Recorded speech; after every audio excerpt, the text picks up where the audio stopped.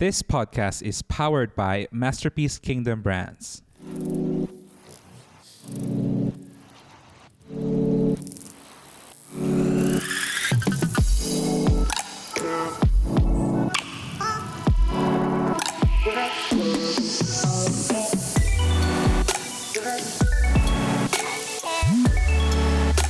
Today's episode is brought to you by Brave by Faith Travel. Hi, everyone. Today's podcast, we will have a conversation with Alex Durdowski. And Alex, welcome to the show. Thank you so much, brother. It's a privilege to be here. Alex, it is our honor to talk to you today, and our listeners are very excited to hear about your story. Alex is a missionary, and he is currently in Zanzibar. That's amazing that we get to actually talk to him in the mission field. So, Alex, can you just tell us a little bit about yourself and what you're doing? Yeah, thank you. I was born actually in Russia and grew up in Germany. So I consider myself more German than Russian. And then a couple of years ago, God gave me a call to go to the nations. I embraced this call. It was 9 years ago. So I embraced it. And now for the last 2 years, I've been full-time living in Tanzania. Zanzibar is also part of Tanzania. And now I'm here serving the people, preaching the gospel,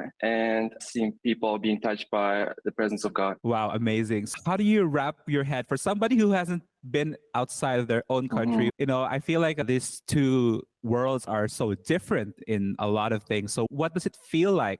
Yeah, I would say, especially if you have never left your own country, you think that the way you live is the only way that life may work. But coming to a different country, for example, for me, like Tanzania, it's a completely different culture. People have different values. So for me, especially with a German culture, coming into a African culture, you have a lot of very different values that, you kind of hit it against each other. And I think sometimes you have to actually learn what it means, to adjust yourself to someone else. And then deal, with time. The understanding of time is different. And, how you treat relationships is different. Sometimes, people just knock on your door even before telling you that they're coming.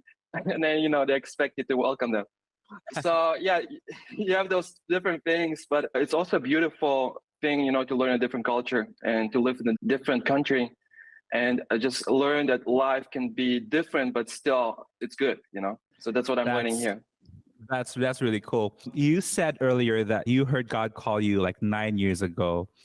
Honestly, a lot of people in business or, just the young people, I get that question a lot. Like, how do you actually hear the voice of God? And I mean, that was 9 years ago. So you were a little bit younger then. First, if you can, just share the story how God spoke to you and what made you feel that it was really God, that it wasn't just like a spur of a moment? I think when we talk about the voice of God, many times people think that it's something methodical, or it's something very technical and that you have like 5 keys to hear God's voice. And, you have a lot of books, that have a title like this.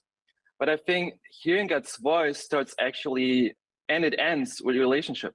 I think the key is really pursuing the heart of God, pursuing Him. And, the Bible says, Jesus says, my sheep hear my voice. So it's not something that it should be mystical, like many times we make it, but it's actually something very natural. And my story is actually a really beautiful illustration, I would say, of this truth.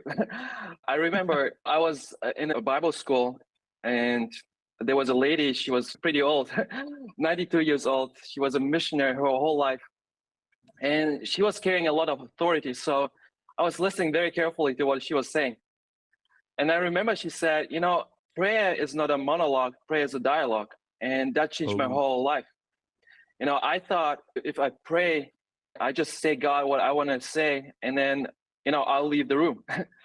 But then she said, hey, when you finish speaking, just stop for a moment and say, God, now I'm listening, speak. And I said to myself, if this lady says that God can speak to me, so I gonna listen, I gonna wait for God to speak to me. And I remember going to my room and I had 15 minutes of prayer time. And I remember saying, okay, 10 minutes, I'm gonna pray the way I know it. And then for 5 minutes, I'm gonna listen. So 10 minutes went by pretty fast, and then I stopped and started listening, and I couldn't hear anything. So I just, and like when you become quiet, like a lot of thoughts come into your mind. So I remember like just feeling so many thoughts coming in my mind. But as I persevered, I said like, I'm gonna keep doing this until I hear God. I remember just after a month, something shifted in my room. And I remember just me realizing 15 minutes, it's not enough for me to be in prayer. I have to have more time. So I started spending half an hour, and then I started spending 1 hour, without hearing God, like without realizing like what I'm experiencing. And looking back now, I actually realized that God was building a relationship with me. So what I was sensing in the room was his presence. And I was getting comfortable to how it feels like to be in his presence before he ever spoke to me. And then after another month or so, I'm praying again, and I hear God speak. And I can try to explain to you how it was, but I knew something inside me was so strongly, like almost like a voice, so strongly speaking to me. And he was asking me a question, Alex, do you want to be happy?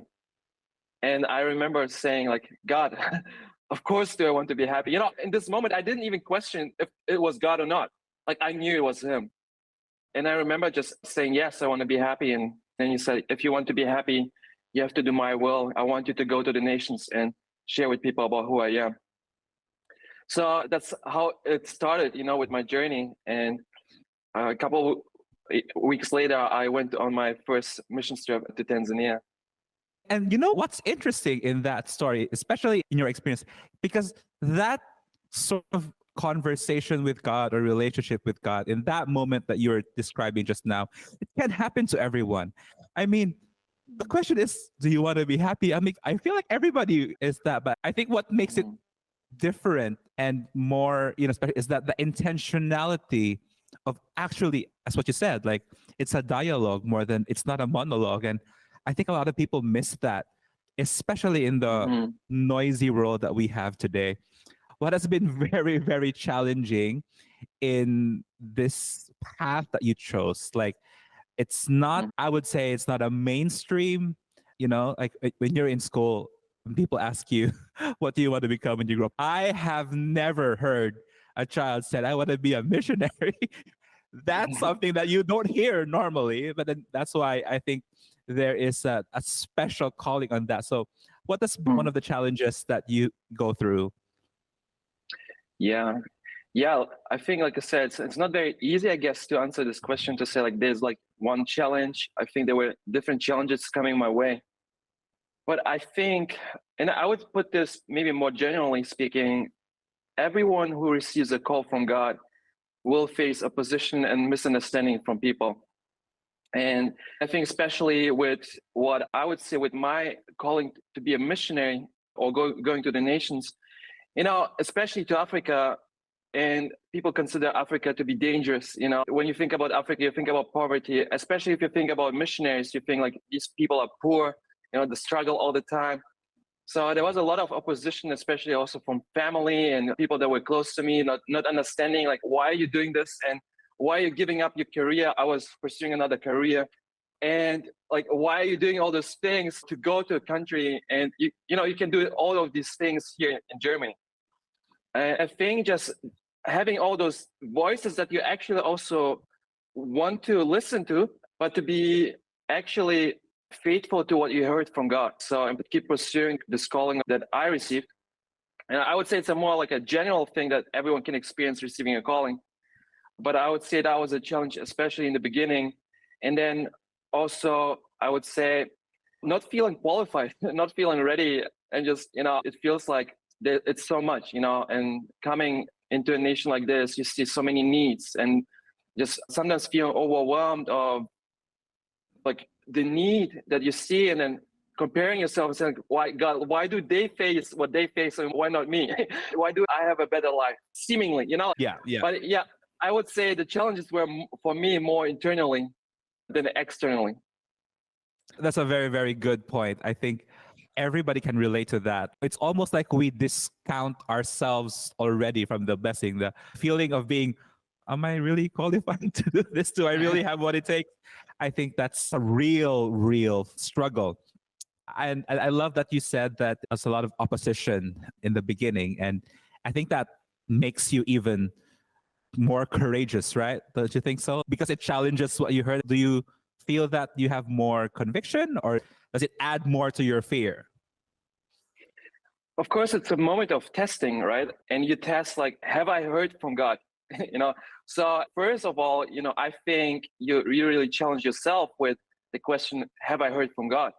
And then it makes you actually, after you persevere, I guess, it makes you more confident in your calling and in what you heard. I think you're right saying that. It makes you actually more confident, say like, yes, I mean, I heard from God, like, and I'm gonna pursue this.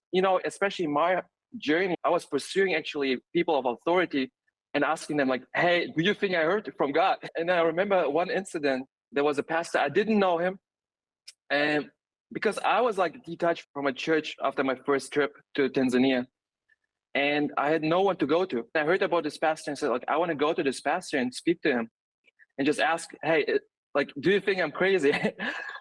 And I remember like going to his office and then sharing my story, and he tells me, Alex, you did not hear from God. And then he starts explaining to me how someone is called to be a minister. And then in my heart, everything said, no, he's wrong. Like, he is wrong.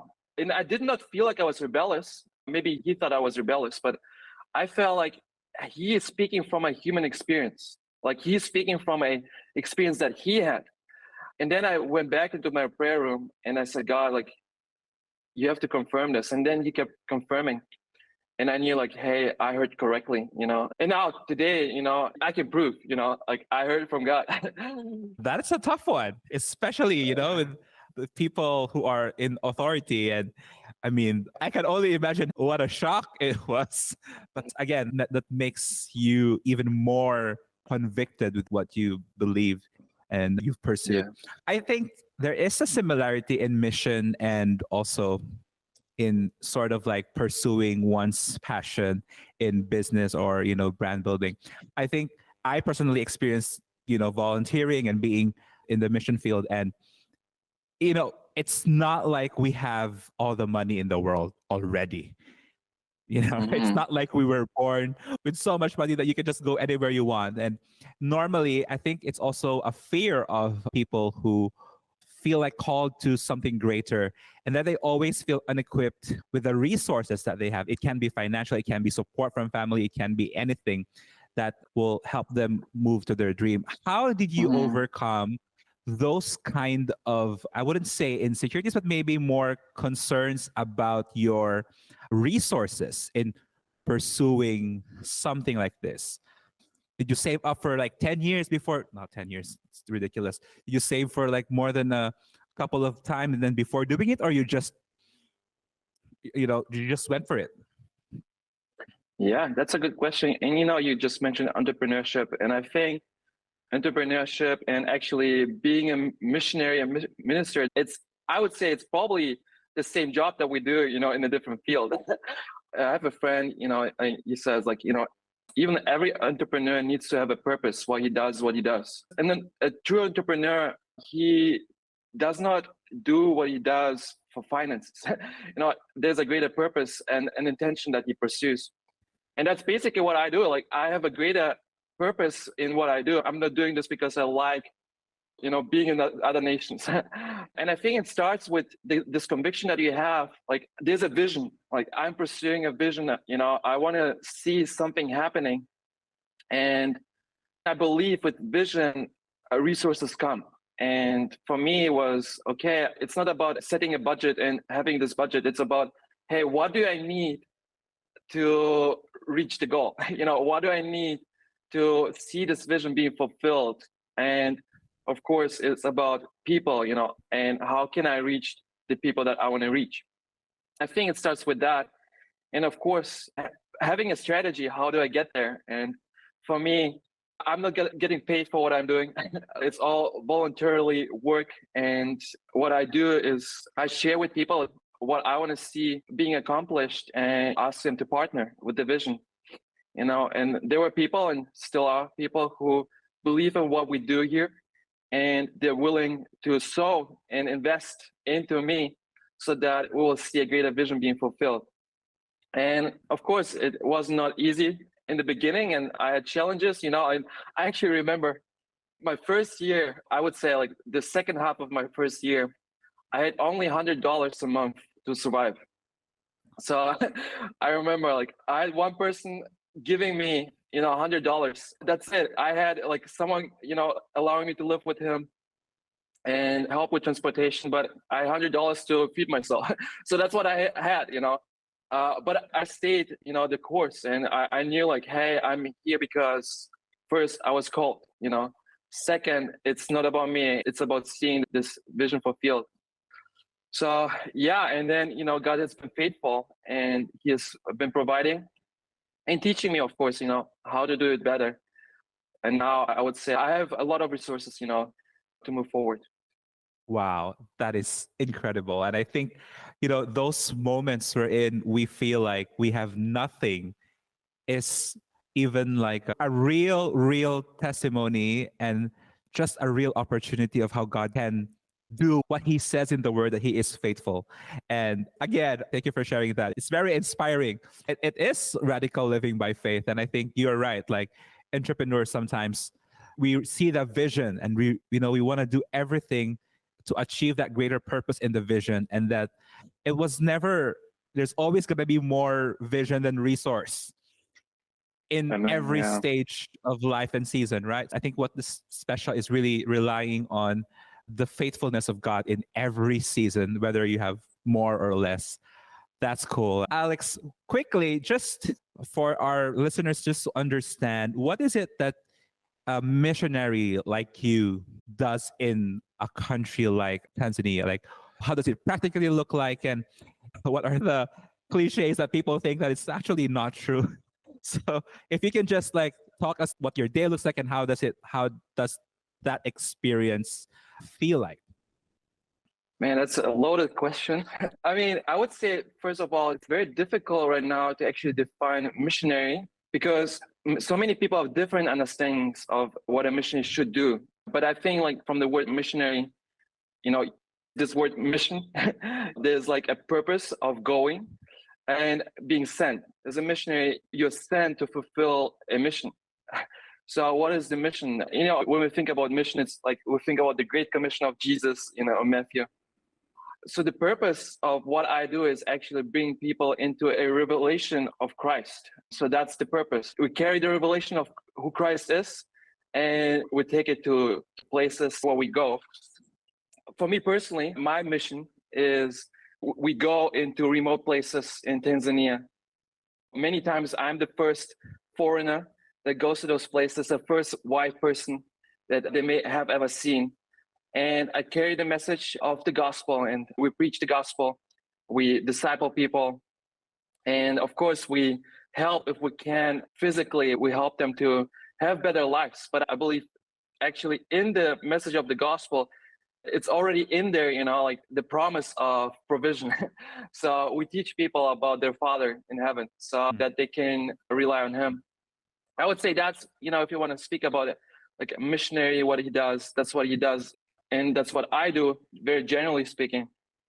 I think a lot of misconceptions that people have is, especially about what a missionary is allowed to have or not have. Many think, a missionary needs to be poor, like he is not allowed to have much. And I think that's a very strong misconception of like, of actual God, who God is to us. And so it's sometimes very difficult also to talk to people and just explain to them like, hey, I don't feel like I'm poor, like I actually feel like I'm doing okay. And I think just people think we struggle all the time, and that actually doing what we do is a sacrifice. And naturally it may look like it's a sacrifice, but actually it's a privilege. And I love what I do. I love my life. And I think, many people, especially this year before I went home, people will tell me like, oh, finally, you get home and you get to rest, which I don't agree. I'm obviously happy to get to see my family and friends, but it's not like I'm exhausted and I never get to rest. So I think the misconception is that people think when you're here as a missionary, you're actually working all the time and you not get to enjoy the life that you have, which I don't agree as well. So this is concerning, like maybe of how we view missionaries. But I think also many times what I thought as a missionary, you go and you help people in their needs, which, the Catholic Church does it like hugely. And, they do amazing work of helping people humanitarially and helping, in relief work. And I think that's something that people maybe think or do a lot is just, help people, feed the poor, which is many times also the case that we help with that. But it's not what a missionary does. A missionary takes the gospel and brings the gospel to the people wherever they are. I know it's a kind of, lengthy answer to your question, but I think, it's not the goal. It's the tool that we use to, compassion. When you love people, you help them wherever you can. But the goal is for them to encounter Jesus. But, you also ask, how does my day-to-day look like? And to be honest with you, I don't have like a day-to-day structure because the nature of my work is that I'm traveling a lot and it's heavily relationship based.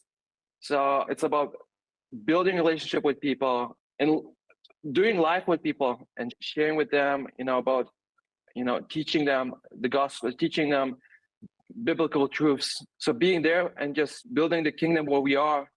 And it always looks different. When I'm home, I get to rest, but do also other things. But every week or every month may look a little bit different.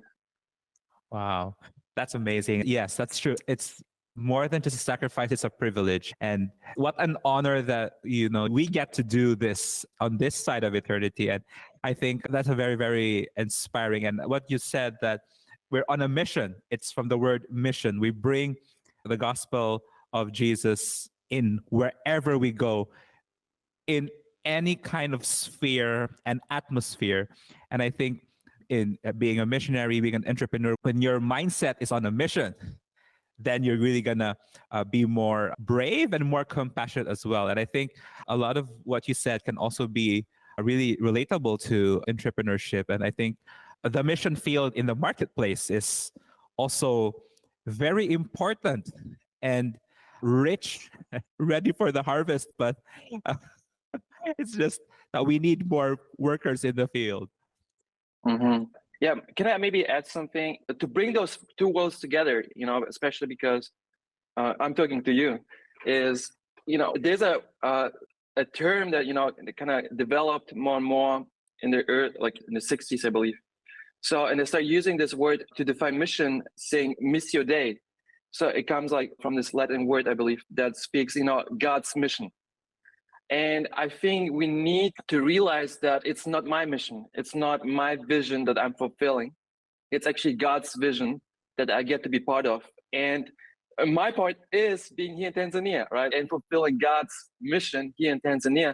But for someone who has a calling to be an entrepreneur, or being anywhere in the marketplace, now he is still part of the Missio Dei, fulfilling the mission of God. And for him, it's in a different place, but the same mission. You see, it comes from him. We just get to steward wherever he sends us. And this is how we can bring those different worlds together. Is really, it comes from him. And we get to participate in that wherever we are. Amen to that, brother. Amen to that. That's absolutely true. Wow. It has been very, very, very incredible talking to you. If somebody's interested to do missions, what is your suggestion? What they can do? Where should they go?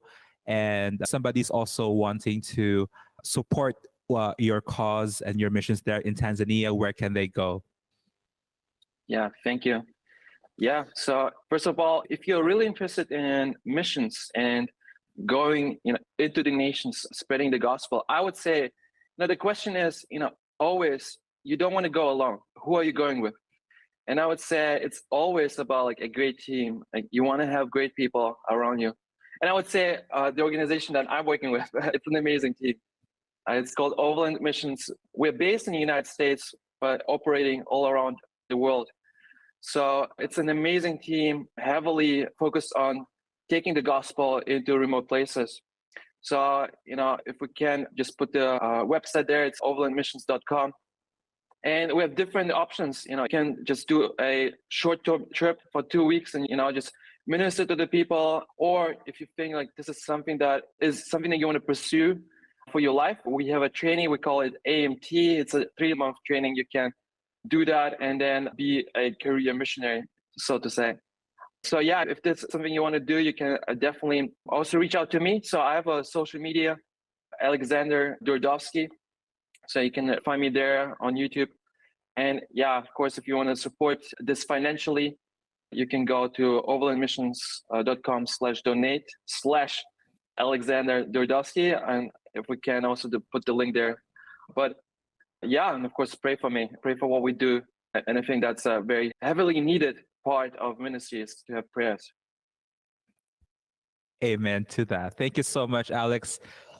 We are so thankful for you. Thank you for sharing your story, your journey. Thank you for inspiring us today. And we honor and appreciate what you guys do there in Tanzania and all over the world. And yeah, we'll continue cheering you on. And thank you. Thank you very much.